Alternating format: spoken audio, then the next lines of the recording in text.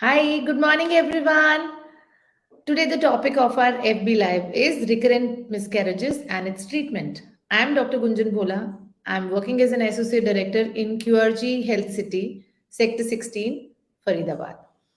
So, the topic of today is recurrent miscarriage. Recurrent miscarriages are two or more than two miscarriages, less than 20 weeks, is categorized in recurrent miscarriage. This is the recurrent pregnancy loss definition that we use. उसमें दो part में हम आगे और divide कर देते हैं. First trimester is अगर लेस देन 12-13 वीक्स है, या फिर 12-13 वीक्स के बाद से 20 वीक्स तक, ये सारे जो हैं वो हैं हमारे रिकरेंट मिसकैरेजेस की दो categories, early and late. Early miscarriages के most common cause is genetic, chromosomal abnormality. Egg में कोई अबनॉर्मेलिटी हो गई, स्पर्म में कोई अबनॉर्मेलिटी थी, because if we see life of an egg is 24 hours, जो ओवम रिलीज होता है during a cycle, and life of a sperm is 72 hours. So any time जब भी यूनियन हुआ, जब वो जाइगोट बना, हो सकता है कि वो एग ऑलरेडी डिजेनरेटिव फेज में हो, ओल्ड हो, जिसमें क्रोमोसोम डिजेनरेट हो रहे हो, या फिर स्पर्म का डिजेनरेशन प्रोसेस स्टार्ट हो गया हो. Even a zygote can also degenerate. So the most common cause in first 3 months of miscarriage is chromosomal abnormality, जिसकी वजह से हो सकते हैं.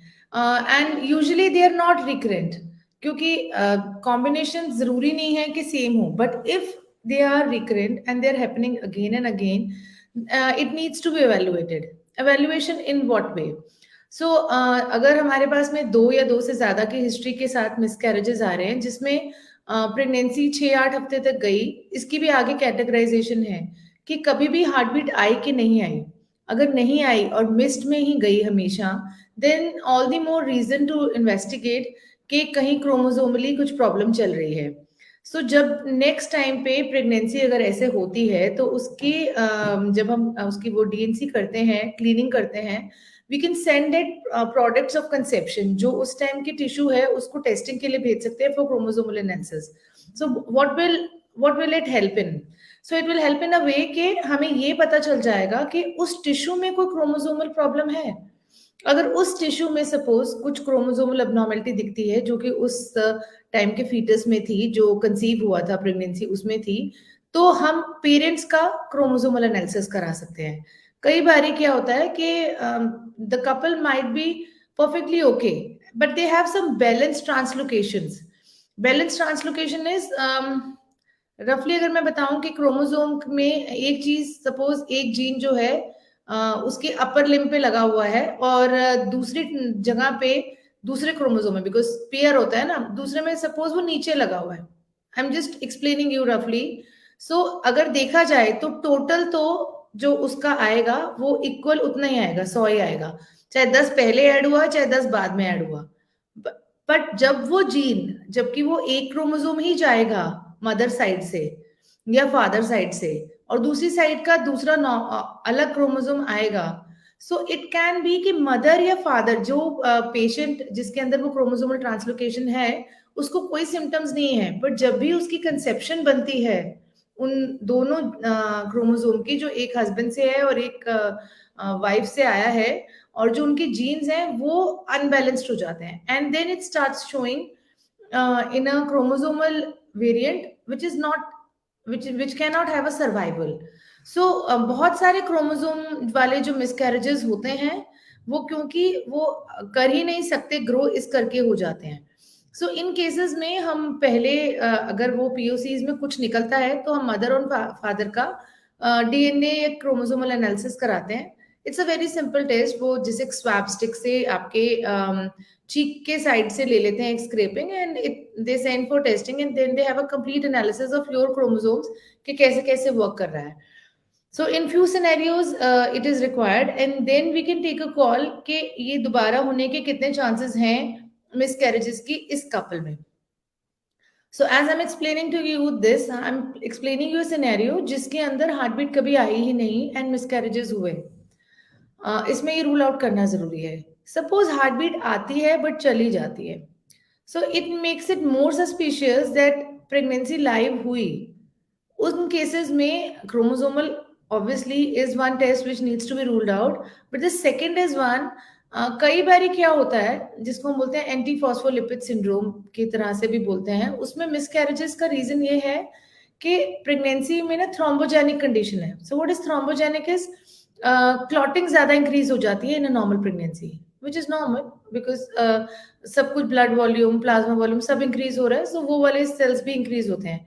बट कई पेशेंट्स में ना वो बहुत ज्यादा हो जाती है इंक्रीज, ठीक है, और वो प्रेगनेंसी में ही इंक्रीज होती है. Otherwise they don't have any bleeding problem या कोई थ्रोम्बोसिस वगैरह कहीं कुछ नहीं हो रहा. बट जब वो प्रेगनेंसी के टाइम पे इंक्रीज हो जाता है ना थ्रोम्बोजेनिक पोटेंशियल, तो जो ब्लड सप्लाई मदर से बच्चे को जा रही है ना, वो बंद होने लग जाती है.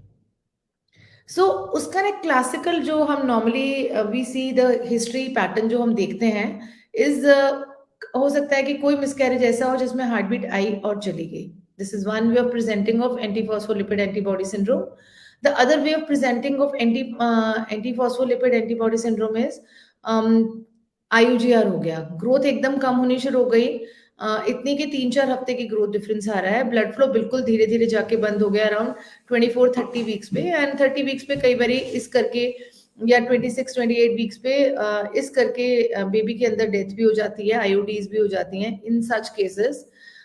एंड एंटीफॉस्फोलिपिड और कहाँ पे देखा जाता है, IUGR हो गया, वाटर लेवल ड्रॉप कर गया, जो बच्चा पैदा हुआ वो ही बहुत वीक हुआ जिसको बाद में वेंटिलेटर की या निकू की जरूरत हुई. So it keeps on varying. और there is a history of जैसे डीप वेन थ्रोम्बोसिस हो गया, कहीं पे लेग में इतने क्रैम्प बने कि वहां जाके थ्रोम्बोसिस हो गया ड्यूरिंग प्रेगनेंसी भी या वैसे भी. It is also related to genetic genes. पर वो इवेल्युएट करने के लिए अगर ऐसे मिसकैरेजेस हो रहे हैं जिसमें हार्ट बीट आकर चली गई, या देयर इज एन हिस्ट्री कि पहले जो बच्चा हुआ था वो बहुत IUGR और बहुत वीक बच्चा हुआ और एकदम अचानक उसके फ्लोज बंद हो गए जब डॉपलर कराया गया 30 वीक्स पे और देखा कि 26 वीक की ग्रोथ आ रही है. So in such cases it is very important, a non pregnant state में the patient needs to be evaluated for antiphospholipid antibody syndrome का. There is a panel of test जो हमें एक आइडिया देता है कि इन पेशेंट्स में जब ये प्रेग्नेंट होंगे तो इनके अंदर टेंडेंसी होगी जल्दी ज्यादा क्लॉटिंग वाले फेज में जाने की. तो आप रफली मैं आपको समझाती हूँ कि वाई इट इज इम्पोर्टेंट कि भी एंटीफॉस्फोलिपिड एंटीबॉडी सिंड्रोम को हम क्यों, मैं ये बोल रही हूँ कि वो इतना ज्यादा ऐसा होना चाहिए. सो एक पतली सी पाइप है जिसके थ्रू आप सोचो कि एक पानी का फ्लो जा रहा है. So that is the way the blood is flowing to the baby. अब अगर उसमें पत्थर डाल दो या फिर क्लॉटिंग के ज्यादा सेल्स हो जाए, so the flow will get compromised. So when the flow will get compromised, suddenly वो नैरो होती होती ट्यूब जो है वो बंद हो जाएगी. जब वो बंद हो जाएगी तो सप्लाई बंद हो जाएगी बच्चे को. अब वो फर्स्ट 3 मंथ्स में भी बंद हो सकती है जिसमें हार्ट बीट आई और चली गई, लेट में भी थोड़ी सी और बंद हो सकती है जिसमें बच्चे की ग्रोथ धीरे धीरे कम होनी शुरू हो गई, एकदम उसके अंदर हार्ट बीट बंद हो गई. और उतनी लेट भी हो सकती है बंद होनी धीरे धीरे जिसमें बच्चा एंड में डिलीवर तो हुआ 36-37 पर उसकी ग्रोथ जो है वो 32-33 की आ रही है क्योंकि वो ग्रो ही नहीं कर रहा, क्योंकि उसको न्यूट्रिशन ही नहीं मिला मदर से. So these are few factors which you need to keep in mind while taking a history of a patient कि उसके रिकरेंट मिसकैरेजेस के क्या क्या रीजन है.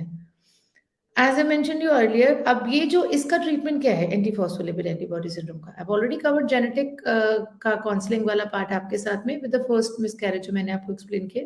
सो इन दिस सिनेरियो अगर हमारे को पहले डायग्नोज हो जाए कि एंटीफॉस्फोलिपिड एंटीबॉडी सिंड्रोम है मदर को और ऐसा है कि वो अगली बार फिर होगा, सो उसमें हम कुछ ब्लड थिनर्स ऐड करते हैं.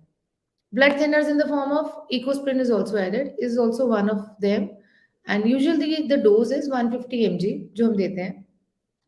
सेकेंड इज जो एक्चुअली जो सबसे इंपॉर्टेंट है इसके अंदर ब्लड थिनर में इज हेपरिन.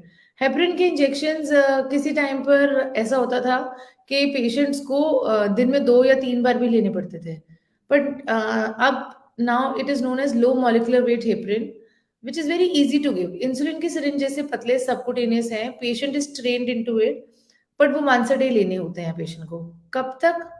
जब वो हार्ट बीट का पता चल जाए कि हार्ट बीट आ गई है उसके बाद से इंजेक्शन शुरू होते हैं, and it might continue till 32-34 weeks, क्योंकि कभी भी हम इंजेक्शन बंद करेंगे तो उसके फ्लो कॉम्प्रोमाइज होने शुरू हो सकते हैं. So that is something and it has to be customized with the patient and with the doctor जो ट्रीट कर रहा है उनको. So this is the other scenario which I am talking to. Now other causes of recurrent miscarriages can be, lining बहुत पतली बन रही है जब भी मदर कंसीव कर रही है और वो रिजेक्ट कर रही है प्रेगनेंसी को। यूजुअली लाइनिंग थिन बनने का मोस्ट कॉमन कॉज आज की डेट में in in India still it is tuberculosis. So tuberculosis का टेस्ट होना बहुत जरूरी है। So when I am saying tuberculosis, it's not like वो ट्यूबरकुलोसिस जो हम बोलते हैं कि खांसी से एक दूसरे से फैल जाता है। Pelvic tuberculosis is known as secondary tuberculosis and it has nothing to be transmitted. वो कल को अगर किसी को हम टीबी की दवाई इनमें शुरू करते हैं after consulting with chest specialist end TB centre पे इन्फॉर्म करके, तो उन केसेस में वो एक दूसरे को ट्रांसमिट नहीं कर सकते। वो टीबी का मरीज ऐसा नहीं है। उसमें क्या है कि किसी टाइम पे लंग्स में एक्सपोजर हुआ होगा, तो टीबी का जो बैक्टीरिया है वो ब्लड के थ्रू आके यूट्रस के आसपास में, और यूट्रस कई बार ट्यूब्स को भी डैमेज कर देता है, और नहीं तो अंदर की लेयर को ना बिल्कुल सुखा देता है। सुखा देता है मतलब कि जैसे आप बोलो किसी जगह की जो जमीन है ना वो बंजर हो गई, अब उस पर ग्रोथ ही नहीं हो रही है, उस पर ब्लड सप्लाई ही नहीं हो रही, तो हेल्दी एग या हेल्दी स्पर्म से बना हुआ जाइगोट उस पर आके इम्प्लांट कैसे होगा? सो इन सच सिनेरियोज जहाँ पे आपको लगे, वहां पर कई बार हम मेंस्ट्रुअल ब्लड का, डे वन मेंस्ट्रुअल ब्लड का या फिर पीरियड से इमीडिएटली पहले हम उसकी बायोप्सी लेते हैं उस लेयर की and we send it for testing, देखने के लिए कि उसमें कुछ ऐसे सेल्स तो नहीं है जिसकी वजह से ये हो रहा हो, या फिर उनके अंदर कहीं एक या दो भी अगर हमें दिख जाए कि बैक्टीरिया है, तो हम उन केसेस में we start the patient on an ATT, anti tubercular treatment, and the treatment will go on for another 6 to 9 months. That's the course. But last के 1-2 महीने में they can get pregnant if they want to and they can stop all the contraception. But after I've seen जब उसका treatment हो जाता है there are good results of conception also and pregnancy भी healthy continue होती है. So these are some of the causes that I am talking about. फिर कई बारी टॉर्च इन्फेक्शंस होती हैं और टॉक्सोप्लाज्मोसिस स्क्रीनिंग वगैरह, ब्लड शुगर्स एकदम डिरेंज्ड हैं, मदर इज अ डायबिटिक और अनडायग्नोज डायबिटिक है और एकदम बढ़ गए शुगर लेवल्स, उसके करके मिसकैरेज हो गया, हार्मोन अप बैलेंस की वजह से हो गया। PCOD is also one of the causes, but PCOD recurrent miscarriages नहीं करेगी। Similarly, आपका uncontrolled diabetes will not do recurrent miscarriages. Now, let me come to the second part. The second part is you must have heard of people के third month fourth month चल रहा था, एकदम water bag burst हो गया और pen एकदम शुरू हुई एंड बेबी एक्सपेल हो गया। इन केसेस में क्या है, painless dilatation of uterine mouth, इसको हम बोलते हैं सर्वाइकल डायलिटेशन में सर्वाइकल इनकॉम्पिटेंस। जो कि जो सर्विक्स यूट्रस का माउथ है ना वो इतना केपेबल नहीं है कि वो प्रेशर झेल सके प्रेगनेंसी का, तो जैसे ही प्रेगनेंसी थोड़े आगे निकलती है तो वो अपने आप खुल जाता है। इन केसेस में रिकरेंट मिसकैरेजेस इसी मंथ के अराउंड पे होते हैं, फोर्थ मंथ फिफ्थ मंथ के अराउंड पे।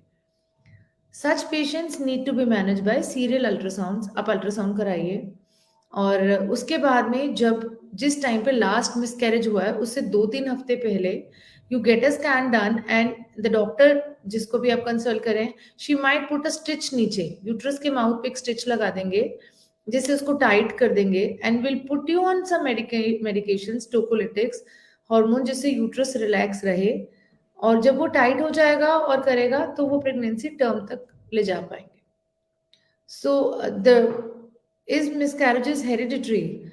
So miscarriages are not hereditary as such, but जैसे मैंने अभी बोला कि सर्वाइकल इनकॉम्पिटेंस, उसी तरीके से कई बारी यूट्राइन अनोमलीज भी हो सकती हैं। यूट्रस जो बना है उसकी शेप ही ऐसे है, वो हो सकता है कि अगर मदर को भी रही हो कभी कोई ऐसी प्रॉब्लम, तो हाँ, जैसे एंटीफॉस्फोलिपिड एंटीबॉडी सिंड्रोम बोला, that is also something that can have a, okay, mother को भी मिसकैरेजेस हो रहे थे, so that can also be one of the reasons. But otherwise, if we'll say hereditary is not a very common cause of miscarriages. Does lifestyle help in solving issues of miscarriages? Yeah, it helps in issues of miscarriages, especially जैसे I've told you, if it is an undiagnosed diabetes हो रही है patient को, या फिर PCOD है, इतना weight gain है, other hormonal imbalance है, So there are chances of getting again miscarriages again and again, and conception भी difficult हो सकती है. So yeah, in few cases lifestyle might help in miscarriages का. So why blood flow stops in baby when the baby is in mother's womb? So blood flow जैसे मैंने अभी बोला आपको, वो इसलिए बंद हो जाता है क्योंकि blood thick हो जाता है. So when the blood gets thick, it it cannot pass through that narrow tube जो जा रही है मदर और बेबी के बीच में, अम्बिलिकल कॉर्ड जो बनती है, उसमें ब्लड फ्लो कम हो जाता है जो वेसल्स में से जा रहा है. जब वो थिक होगा तो वो पूरी तरह से नहीं जाएगा, तो फिर ऑब्वियसली बेबी को कम मिलेगा, और जब बेबी को कम मिलेगा तो डिपेंडिंग अपॉन कितना अमाउंट कम हुआ उसकी ग्रोथ पे, या फिर उसकी हार्ट बीट भी बंद हो सकती है. Does endometrial lining plays an important role in recurrent miscarriages? Yes, it plays an important role in miscarriages because अगर endometrial lining अच्छी नहीं है, and it's not only कि tuberculosis जैसे मैंने बोला, suppose the patient has fibroids. अब fibroids है, अगर fibroids के ऊपर कहीं जाके pregnancy implant हो गई तो already the endometrium lining of that place is thin. तो वो ज्यादा देर तक सपोर्ट नहीं कर पाएगी प्रेगनेंसी को. प्रेगनेंसी को जो सारा न्यूट्रिशन मिलना है वो नहीं मिल पाएगा. That's the reason pregnancy gets rejected in such cases by the body. Does fibroid leads to miscarriages? Yes, fibroids lead to miscarriages depending upon the location of the fibroid. So it is very important, if a patient has a fibroid, you need to see कि fibroid की exact location कहाँ है. अगर fibroid abdomen cavity की तरफ जा रहा है uterus से, so it might not cause any problem to the patient and उसकी pregnancy smoothly भी निकल सकती है throughout pregnancy. बट अगर फाइब्रॉइड का साइज बड़ा है, यूट्रस के अंदर है और यूट्राइन लाइनिंग के अंदर जा रहा है, so it will grow with the pregnancy. तो जैसे जैसे वो ग्रो करेगा, it will become a riskier condition to for the patient and for the baby. What precautions should one take to avoid miscarriages? So what precautions one can take to avoid miscarriages is generally not much strenuous physical activity, बहुत ज़्यादा नहीं चाहिए जो आपको करनी है. And बाकी आपको अपनी डाइट का भी ध्यान रखना है एंड न्यूट्रिशन वगैरह मैनेज करके रखना है. You need to take your folic acid supplements any time you feel कि आपको लोअर एब्डोमेन में पेन हो रहा है, जैसे क्रैम्पिंग वाला या कोई भी हल्का स्पॉट लग रहा है, you need to tell your doctor and immediately you need to visit her. She might need to get an ultrasound or she might add you some medicines for that. I think I've briefly covered what can be the causes of recurrent miscarriages, but then it's a vast topic and it has to be customized according to the patient कि उसको कहाँ पे और क्या दिक्कत हो. So my advice would be to just get a general idea of what recurrent miscarriages are. The topic was for that, and so that you know what your treatment is going on, कौन सी चीज क्या चल रही है. But then at the end of the day, just trust your doctor and go and visit her. Thank you so much.